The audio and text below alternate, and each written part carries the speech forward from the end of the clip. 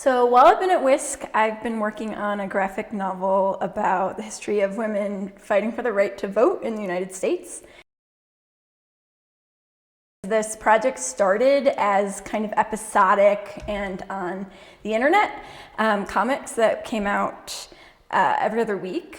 And then it became an art installation where there were artifacts and dioramas and embroideries and all that kind of thing.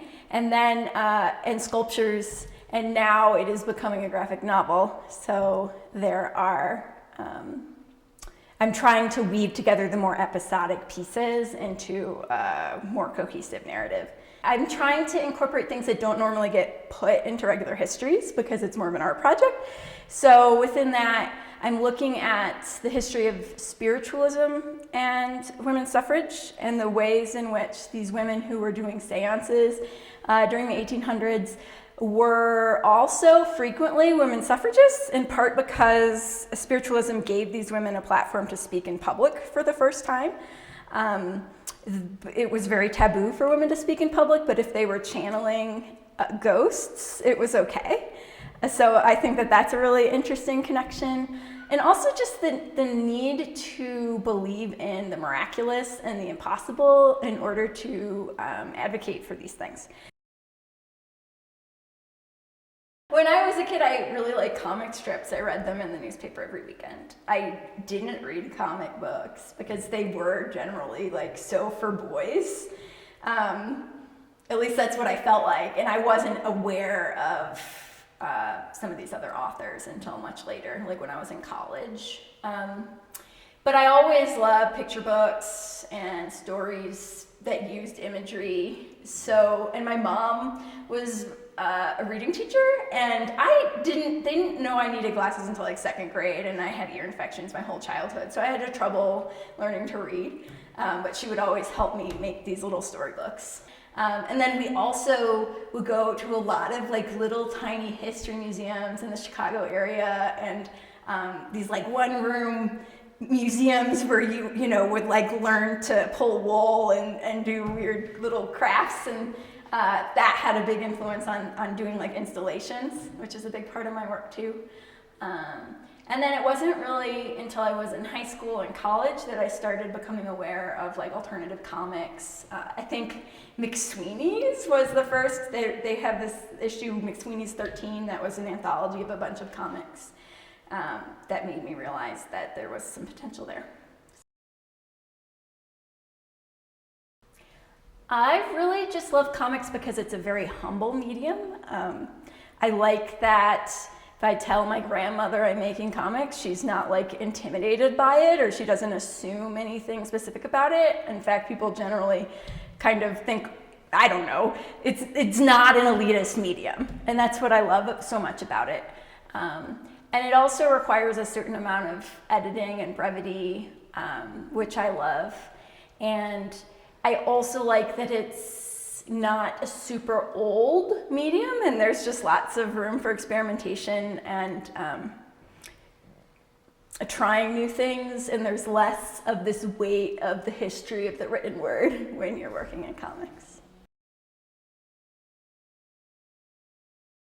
So this need for the miraculous, after the Civil War during Reconstruction, Susan B. Anthony, Elizabeth Cady Stanton came together with like Frederick Douglass and Wendell Phillips and a bunch of other folks, Henry Blackwell and Lucy Stone, and they were fighting for universal suffrage. They really believed that everyone should get to vote. It was a really radical moment. Slavery had just ended. Why not give the vote to every single person, like it says in the Constitution, we the people.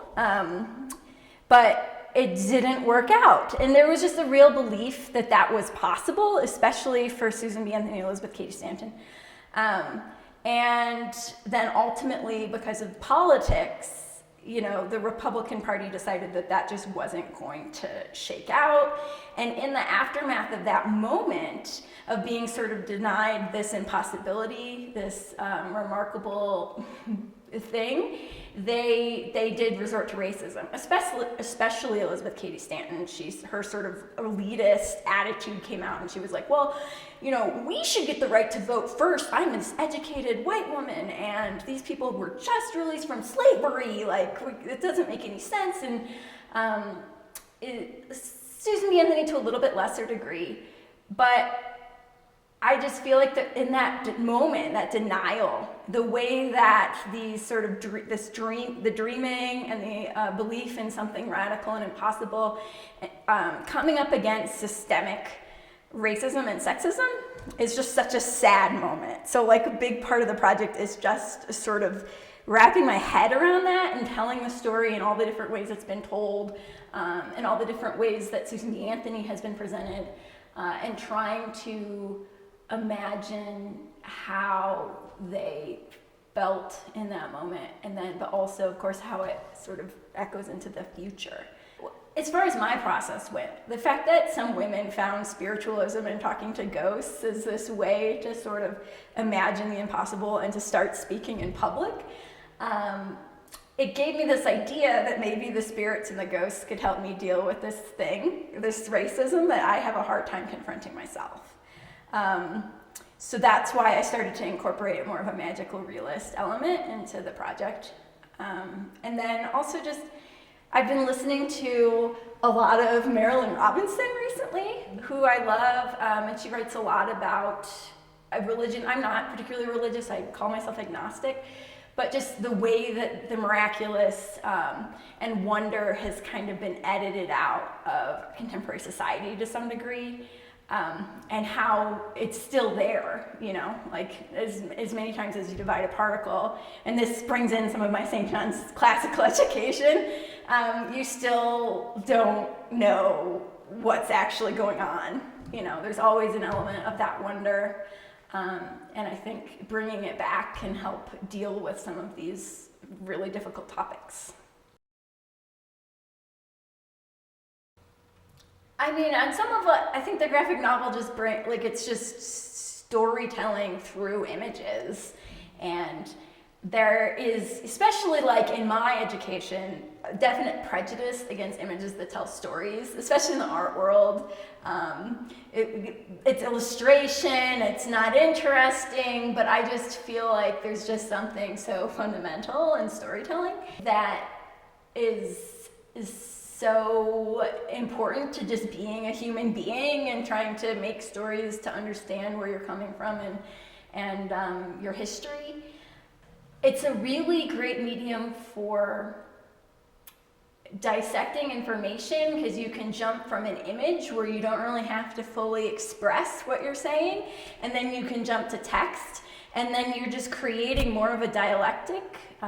You get a lot more of a dialogue between the text and the image where you don't necessarily have to fully express what it is you're trying to communicate.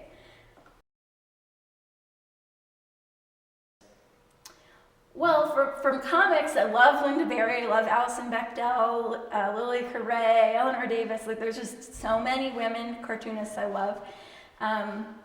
Like from this project, Ella Baker is probably my favorite because she, civil rights activist who just had this really radical sort of hands-off leadership style where she was helping young people sort of formulate how they were going to fight for this, but in a grassroots way where they really owned what they were doing instead of just following a leader kind of blindly, which I think is, as a teacher, that's really interesting to me, but also just as a artist, I like that because I try to do that through my storytelling where I'm just showing information and letting, you know, the reader kind of try to have to piece it together and make it make sense. So I'm interested in that sense too. I also just came off of 8 years of teaching at an all-women's or an all-girls high school, private high school in Buffalo, New York. And that was really meaningful to me, I think, just insofar as having been in co-education my whole life, like then seeing just the difference in how a conversation runs and just less toxic masculinity in general and less sort of talking over each other. And Of course, it's a bit of a stereotype, but like ultimately it just feels more warm and more empathetic. And that, I think, had a lot to do with how I came to this project too. And to women's history in general, it helped me realize how important it was. For me, teaching is just like a really amazing way to keep learning, because you have to find ways to express things differently and constantly do that in order to get understanding. And so I feel like through teaching art, I'm able to constantly better understand what it is that I'm doing. And especially like teaching comics and analyzing what other cartoonists have done to show as examples. It's just amazing to get paid to like have a community and also keep learning, you know? It's like you get to keep going to school.